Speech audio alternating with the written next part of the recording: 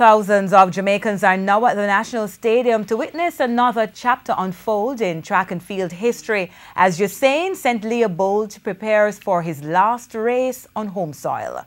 Bolt headlines the JN Racers Grand Prix Salute a Legend 100-meter race, which also has in attendance some of the world's finest athletes. And with the Olympic and World 100-meter champion taking his last run, his management team has shared details of the athletes' business plans. Speaking yesterday on Beyond the Headlines, Executive Manager for Usain Bolt, Nugent N.J. Walker, said plans include developing a specialized medical facility in Jamaica and a possible venture into another sport. Mr. Walker shares that Bolt will have a hectic schedule even after retirement.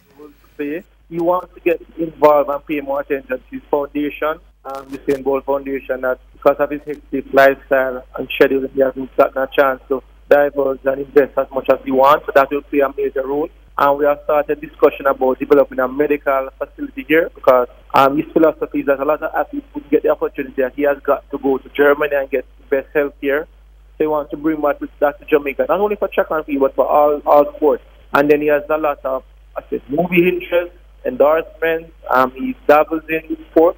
He says he has many offers from about 6 football clubs, and it's for him to decide if he wants to do it.